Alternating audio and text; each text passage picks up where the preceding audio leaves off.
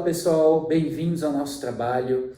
Eu sou o Lucas Caran e hoje vamos explorar a vida e as contribuições de um dos grandes nomes da pedagogia moderna, psicologia e neurologia, Édouard Claparède. Édouard Claparède nasceu em Genebra, na Suíça, em 1873, onde estudou medicina e seguiu os estudos consolidando pesquisas em universidades na Suíça, Alemanha e França, aprimorando seus conhecimentos em psicologia infantil principalmente e pedagogia. Retornou posteriormente lecionando psicologia na Universidade de Genebra, onde sucedeu seu primo, Théodore Flournoy, na cátedra do curso. Vamos agora abordar a vasta contribuição de Claparède para a pedagogia, defendendo uma escola ativa, focada nas necessidades e interesses das crianças, inovando com a aplicação e princípios baseados na área da neurologia, memória e psicologia, para melhorar a prática pedagógica nas escolas. Claparède também formulou a lei do interesse momentâneo, segundo o qual o pensamento é uma função biológica, a serviço do organismo humano. Já em 1912, Claparède funda o Instituto Jean-Jacques Rousseau, em Genebra, na Suíça. Esse instituto tornou-se centro do continente europeu para a pesquisa e desenvolvimento da pedagogia moderna na Europa. Entre as obras notáveis de Édouard Claparède, algumas se destacam e foram discutidas entre nosso grupo, principalmente como diagnosticar as aptidões dos escolares, escola sob medida e a educação funcional. Este último aborda a lei do interesse momentâneo, visando principalmente a necessidade, interesse, inteligência e vontade dos alunos.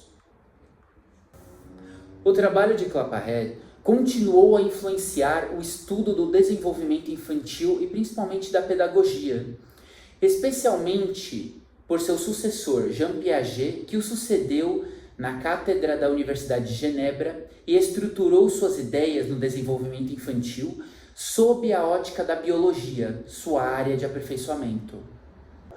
Outra inovação trazida por Claparède foi a introdução e a adoção dos testes psicométricos, conforme elaborados pelo neurologista Binet. Eu sou a Natália e vou falar sobre a conferência Escola sob medida. Nessa conferência, Claparède fala principalmente sobre aptidões e começa o livro abordando o tema de que bons professores que querem achar bons métodos buscam por fatos pedagógicos e psicológicos e não ficam apenas em discussões em uma mesa com outros professores. Claparède divide o ensaio em 3 temas principais. O primeiro, a existência de diversidades individuais nas aptidões. O segundo, necessidades pedagógicas de lhes dar atenção. E o terceiro, maneiras de levá-las em conta, reformas para fazer. No primeiro ponto, o autor levanta a discussão do que seria uma aptidão. Segundo o próprio autor, uma aptidão é uma disposição natural a comportar-se de certa maneira, a compreender ou sentir de preferência certas coisas ou executar certas espécies de trabalho, aptidão para a música, para o cálculo, para as línguas estrangeiras, etc. O autor também cita a forma predominante com que as escolas dividem os alunos, que são aptidões literárias ou aptidões científicas. Nessa primeira parte, o autor também fala como o sistema de notas é nocivo, pois os alunos bons, medianos e ruins têm que seguir todos o mesmo caminho, e não é uma nota que vai resolver a inteligência insuficiente. Esse sistema ignora as aptidões dos alunos. No segundo ponto, o autor cita que um indivíduo só produz na medida em que se apela para suas capacidades naturais e que é perder tempo querer por força desenvolver nele capacidades não possuídas. Isso seria que nós teríamos que seguir a natureza da criança, suas inclinações e seus gostos. O autor utiliza diversas vezes o exemplo da matemática, porque tantas pessoas sofrem com ela e não conseguem resolver as questões. É um problema nela em si ou daqueles indivíduos que não possuem a aptidão para ela? As chamadas classes heterogêneas classificam todos os alunos como iguais. O que seria o problema dessas classes heterogêneas seria que todos os alunos canalizam a sua energia em coisas que não conseguem resultado eficiente, sendo que poderiam focar em coisas que seriam genuinamente bons e felizes. Clapahead diz que a organização atual dos exames e da promoção não permite à escola cumprir integralmente sua missão para com todos os alunos, dada a diversidade de suas aptidões e de assegurar o progresso de cada um deles. O vício fundamental é querer agrupar em uma única e mesma sala 40 e 50 alunos, apresentando diferenças consideráveis no seu desenvolvimento intelectual, físico e moral. Assim é que os fracos e os fortes são sacrificados, pois o mestre é obrigado a trabalhar para a média. Não levar em conta as aptidões é ir contra o natural, e ir contra o natural é associado à repugnância. Assim, ensinamos às crianças de que o trabalho é repugnante, pois na escola elas eram obrigadas a realizar tarefas de onde não obtinham nenhum desenvolvimento. Essas tarefas eram realizadas apenas para seguir a classe e continuar com a média. No terceiro ponto, o autor vai em busca da resposta de como levar em conta as aptidões para o bem e desenvolvimento dos estudantes. A primeira forma seriam as classes paralelas. Essas classes dividiriam os alunos entre mais fortes e mais fracos em determinadas matérias. O próprio autor ressalta que o aluno mais desenvolvido em aritmética não é necessariamente o aluno mais desenvolvido em literatura. Assim, ele poderia ficar em um estágio avançado em aritmética e em uma sala um pouco menos avançada em literatura. O autor cita: chegou a hora de substituir a pedagogia de uma dimensão que coloca todos os alunos em fila indiana e numa só linha, por uma pedagogia de duas dimensões, que, a par das diferenças inegáveis de capacidade de trabalho, leva em conta principalmente os diversos tipos de aptidões, tipos esses que devem ser colocados no mesmo plano e não um atrás do outro. Aqui se encaixa o sistema de classes homogêneas, que seriam aquele que o aluno segue de acordo com sua dificuldade e aptidão, diferente do sistema de classes heterogêneas, onde todos os alunos são enquadrados na mesma classe. Mas para Clapahead, o sistema de fato mais efetivo seria o sistema de opções, e aí sim entraria de fato a escola sob medida. Nesse sistema, seria uma escola adaptada à mentalidade de cada um. Segundo Clapahead, será aquele que permite a cada aluno agrupar o mais livremente possível os elementos favoráveis ao seu desenvolvimento e o desenvolvimento de suas aptidões particulares. Esse sistema é o das opções. Nesse sistema, as horas obrigatórias seriam diminuídas a 20 horas obrigatórias semanais, sendo 10 obrigatórias para todos os alunos e mais 10 de acordo com cada gosto, escolha e aptidão. Na teoria, esse sistema de opções de Clapahead se assemelha muito com o sistema do novo ensino médio dos itinerários aqui no Brasil, mas na prática não é muito bem assim, pois Clapahead visava que os indivíduos se desenvolvessem ao máximo as suas aptidões. Mas aqui no Brasil, os indivíduos apenas cumprem o itinerário imposto, que muitas vezes nem é o escolhido. Para você, o sistema de opções é um sistema eficiente ou não? E para finalizar a conferência, a ideia de Clapahead sobre inteligência. Para o autor, inteligência é a capacidade de resolver problemas novos. Olá, eu sou a Isabelle e vou falar sobre o livro Educação Funcional, de Edward Clapahead. Ele lançou esse livro em 1931 e nele trabalha seus conceitos fundamentais, que seria necessidade, interesse, inteligência e vontade. De acordo com ele, a educação funcional ela desenvolve os processos mentais de uma forma biológica, levando em consideração as necessidades da própria criança e seus interesses para alcançar um objetivo útil. Contudo, não pode ser confundido com uma educação atraente. Afinal, nem tudo que é atraente, nem tudo que nos atrai, nos leva a querer aprender alguma coisa. As redes sociais estão aí para entender um pouco isso. Onde a necessidade é a quebra do equilíbrio, que nos leva a determinada conduta, o que se contrapõe à ideia de interesse, que nos levaria a ter algumas reações através da relação de conveniência entre o indivíduo e o objeto, fazendo com que se torne importante em algum momento. Todavia, isso se torna um interesse por meio da necessidade. Ficou confuso, né? Espera aí que vamos começar a entender melhor com o próprio exemplo que o autor dá. O homem faminto deseja pão. Esse homem ele tem uma necessidade, por estar com fome, então ele precisa sanar essa necessidade. Só que ele não está desejando isso. Ele está desejando um pão, que por sua vez parar de ser interessante quando ele estiver saciado, quando a necessidade acabar. Porém, nós temos muitos interesses ao mesmo tempo, como ler um texto, formular questões, fazer um trabalho, tentar se exercitar, comer bem, dormir. Só que algum interesse vai ter que sobrepor a outro.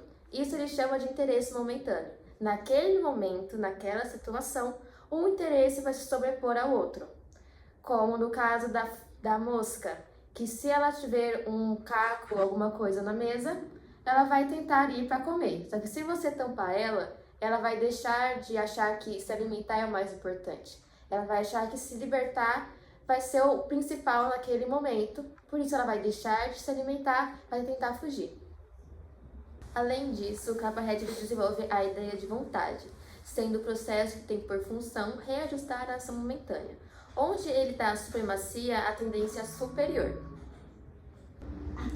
Enquanto isso, a inteligência seria o meio de adaptação, quando o instinto, que seria o mecanismo hereditário, e o hábito, que são os conhecimentos adquiridos, falham. Esses dois conceitos eles se relacionam entre si. Enquanto a vontade é controlada pelo ideal, sendo mais importante o fim, a inteligência ela é controlada pela realidade, onde ela se preocupa com o meio. Como que eu vou alcançar o fim? Como? Então, tendo em vista esses 4 conceitos, qual seria o papel do professor? Para Edward, o papel do professor seria guiar o aluno, tendo em vista que ele tem uma necessidade de crescimento em si, o que fica bem claro nas 3.000 perguntas que as crianças adoram fazer. O professor ele tem que guiar da melhor forma possível essa sua curiosidade natural. Contudo, o autor deixa claro que mesmo um objeto que deveria excitar o aluno, às vezes passa despercebido pelo mesmo.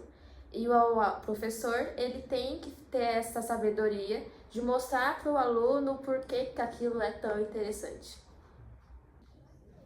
Mas para que isso aconteça, ele acha de principal importância que o pedagogo ele entenda as necessidades da criança e o valor da própria infância, indo em contramão à ideia de uma economia de esforço, que seria o professor simplesmente entrar na sala, ditar algum conhecimento e o aluno apenas reescrever. Esse tipo de conhecimento ele é muito aceito porque os alunos às vezes só conhecem aquilo e os pais acham que aquele tipo de formação é o ideal, que o professor ele entende do que ele está falando e foi a educação que ele também recebeu, mas o pedagogo ele tem que ir em contramão disso. Ele ainda trabalha no livro a ideia que a educação é a própria vida da criança. Ele observa a criança como um ser autônomo e completo. O girino é completo sendo girino.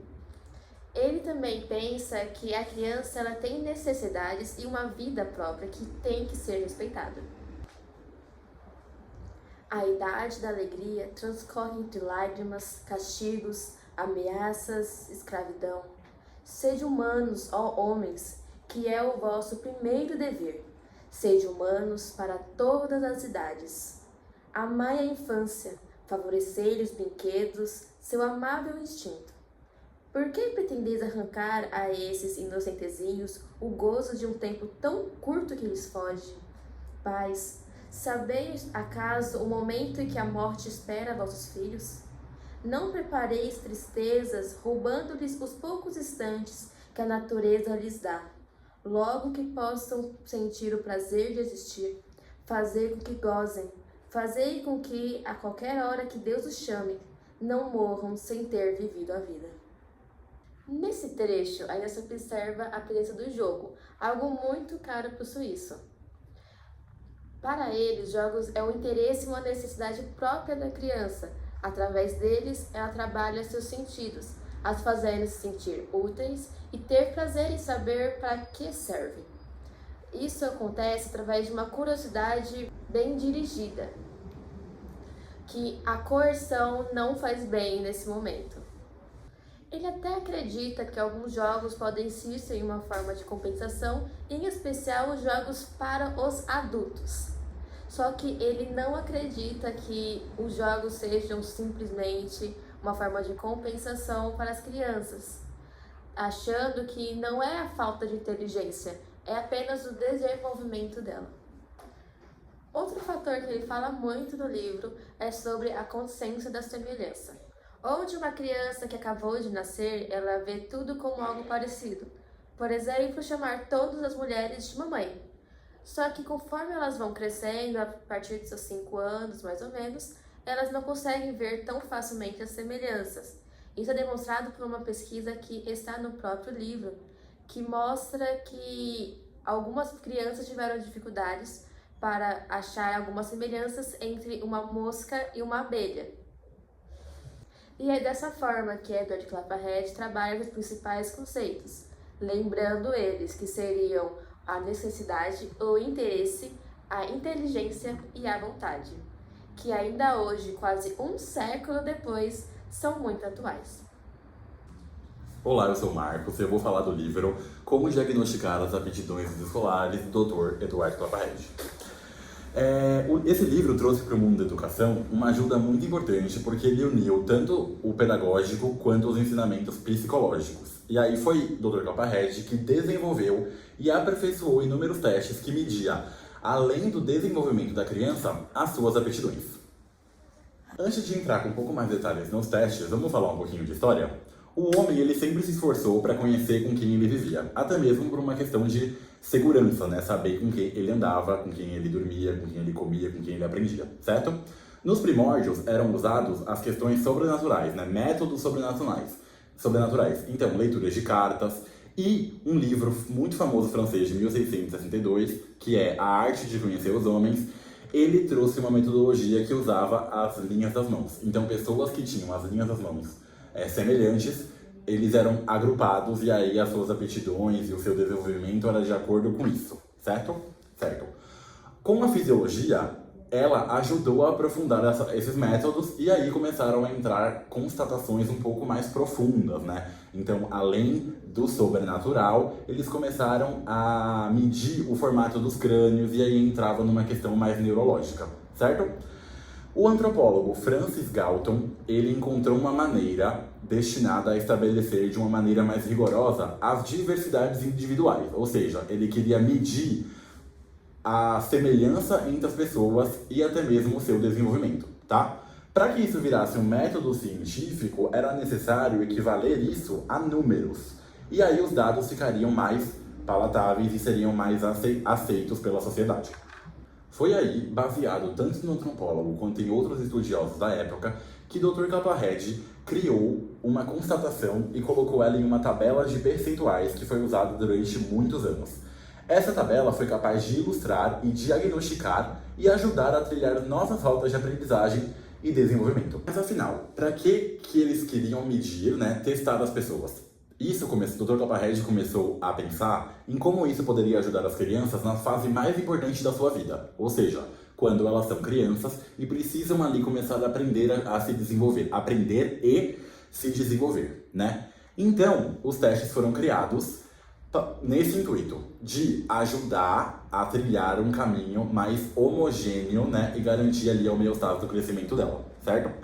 Clapahead queria que as escolas parassem de lidar com as crianças como mini adultos. Eles queriam que a criança fosse para a escola para conseguir trabalhar as suas aptidões e com isso se desenvolver cada vez mais. Logo no início dessa obra, o autor diz: este livro merece ser lido para ser vivido, isto é, para ser praticado. Então ele meio que vem para ajudar a pedagogia e a psicologia a conquistar novos caminhos dentro das escolas, certo? A ideia da criação de turmas homogêneas, de turmas heterogêneas, precisava dos testes para que fosse efetivo. Não adianta ser constatações baseado no não óbvio, ou baseado na linha das mãos. Precisava ter algo mais psíquico que comprovasse, e Dr. Clapahead conseguiu fazer isso com a ajuda de muitos outros estudiosos. Mas afinal, o que são esses testes? Como eles eram feitos, né? Os testes, eles precisavam gerar provas. Então, as crianças eram colocadas em locais e elas realizavam provas tanto de linguística quanto de conhecimentos aritméticos. O que ia ser medido ali era o tempo que cada criança ia demorar para realizar o seu teste e qual era a idade, o seu quociente intelectual, que também era medido através de um teste feito inicialmente. Então os alunos primeiro eles mediam a questão da idade cerebral para detectar um quociente intelectual. Após isso eles entravam nos testes de aptidões, que era quanto tempo cada aluno demorava para resolver determinados tipos de testes. Então, por exemplo, se o aluno demorasse muito tempo para resolver provas de linguística, queria dizer que a aptidão dele não estava ali naquele entorno. Então, vamos testar conhecimentos aritméticos. Se ele fosse muito bom, ou seja, resolvesse muito rápido aquela prova, né, tendo um quociente intelectual, ou seja, uma idade cerebral normal, a aptidão dele seria na aritmética. E aí, com isso, ele seria destinado a uma turma homogênea para ensinamentos da matemática. Isso ajudava em um diagnóstico, ou seja, eu conseguia criar as turmas homogêneas para dar atenção. Lembrando que aqui ele não queria que as crianças segregar. O intuito não era segregar. O intuito era ajudar quem mais necessitava. Então, por exemplo, dentro das turmas de aritmética, não tinham só alunos que eram muito bons em aritméticas. Tinha os medianos e tinha os atrasados. Nessas turmas homogêneas, eles eram divididos em 3, né? Então, os superdotados, os medianos e os atrasados. E a ajuda total, 70% da ajuda da sala era para os atrasados, para eles conseguirem chegar, pelo menos, no nível mediano. Os superdotados, eles eram aperfeiçoados e levados já para um teste de profissão. No diagnóstico, esses testes poderiam também criar um prognóstico, ou seja, aonde aquela criança poderia chegar. Então, a partir do momento que o atrasado conseguia desenvolver para chegar no nível mediano, a gente entendia que, trabalhando um pouco mais e dando um pouco mais de atenção a ele, ele poderia até criar o perfil de um aluno superdotado. Então, no início, os testes eram apenas para detectar ali as suas aptidões, o quociente intelectual de cada estudante, para a criação das turmas homogêneas, heterogêneas e seguir ali um planejamento. Um pouco depois, o professor Catalão Galli aperfeiçoou testes e aí, além de medir a trajetória do estudante, eles conseguiam medir o desenvolvimento do projeto pedagógico. Então, iniciou ali, além do aluno ser medido, os professores e todo o projeto pedagógico também conseguia ser analisado, né? E com essas análises, o programa ele sempre foi muito aperfeiçoado, ou seja, eles conseguiam chegar em resultados muito satisfatórios. Lembrar que esses testes, eles não eram testes que geravam notas aos estudantes. O Dr. Clapahead sempre foi contra esse tipo de avaliação, avaliação com notas. Porque ele fez outros estudos que comprovam que estudantes medianos e superdotados que tinham nota baixa por qualquer intercorrência do dia a dia, ou seja, acordou com dor de cabeça e não conseguiu chegar no resultado esperado, começaram a apresentar sinais de depressão e ele poderia até baixar o seu nível de superdotado para mediano. Então ele não aceitava a avaliação com nota. Então os testes não tinham esse intuito. Não vou gerar nota para ninguém. O que eu quero mesmo é a criação de um ambiente onde as aptidões sejam respeitadas e o estudante consiga crescer cada vez mais, se desenvolver cada vez mais. Para Claparede, a inteligência é a faculdade geral de adaptar conscientemente o seu pensamento a exigências novas. Então, para ele, a pessoa que tivesse em um ambiente e fosse colocado em algo que ele não vivesse, de forma consciente, ou seja, sem nenhum esforço, ele conseguiria sair daquilo numa boa. Então, para isso, ele era uma pessoa inteligente. Ele também, a partir dessa constatação, ele dividiu a inteligência em duas partes. Então, nós temos a inteligência global, que é a inteligência quantitativa, ou seja, o consciente intelectual que eu falei lá no início, né? Qual a idade cerebral daquela criança? Se ela tem 12 anos, o cérebro dela tem que estar ali entre 10 e 12 anos. Se ela tiver 12 anos o consciente intelectual, ou seja, a idade cerebral tiver 6, quer dizer que ele é um estudante atrasado. Então ele não pode ser tratado como um mediano ou como um superdotado. Se ele tiver 6 anos com um consciente intelectual, ou seja, a idade cerebral de 12, ele é considerado um estudante superdotado e deve ser tratado como tal.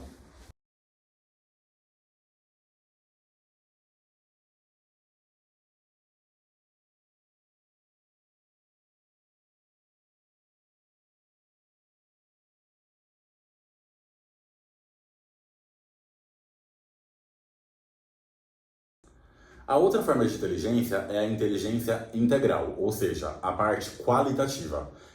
Nessa parte qualitativa é onde eram observadas as aptidões.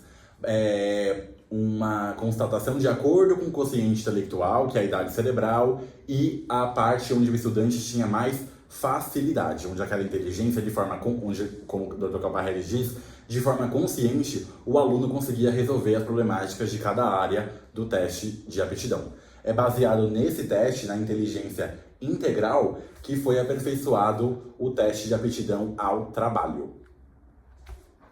Então, foi baseado no teste de aptidão, né, ou seja, na medir a inteligência integral, a inteligência qualitativa do cérebro dos indivíduos, que começou a se pensar na ideia de um teste de aptidão para o mundo do trabalho. Então, os indivíduos, quando já estavam na idade de trabalhar, eles iam para os testes do trabalho. Então, ali conseguiam medir se ele tinha um aperfeiçoamento para aritmética, se ele tinha um aperfeiçoamento para ferragem, se ele tinha um aperfeiçoamento mecânico.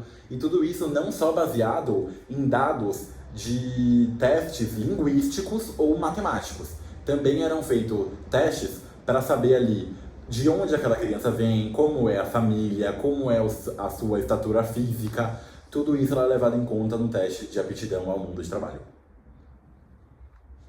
Durante muito tempo, o Dr. Claparede foi muito respeitado e foi aperfeiçoador e, inclusive, precursor de muitos testes de aptidão e testes de desenvolvimento, mas também houveram muitas críticas ao seu trabalho e ao trabalho dos outros profissionais que lidavam com esse tipo de teste, uma vez que eles sempre eram baseados no aperfeiçoamento humano. Aqui a gente esquecia um pouco do papel dele para a pedagogia, juntando pedagogia e psicologia, onde conseguia se trilhar um caminho mais homogêneo para a criança e ali ela conseguia resultados mais efetivos, mas algumas pessoas enxergavam isso como um aperfeiçoamento humano, ou seja, vamos criar um exército de crianças superdotadas e colocá-las no mundo do trabalho quanto antes para gerarmos o quê? Capital. O que você acha dessa colocação? Vocês acham que isso realmente aconteceu? Ou a intenção era realmente mudar a pedagogia e a forma como as crianças aprendem? Edouard Claparede deixou um vasto e importante legado para a educação e a psicologia. Seu legado duradouro, sua abordagem centrada na criança e ainda acima de tudo sua paixão pelo ensino continuam a inspirar educadores por todo o mundo. Claparede faleceu em Genebra, sua cidade natal, em 1940.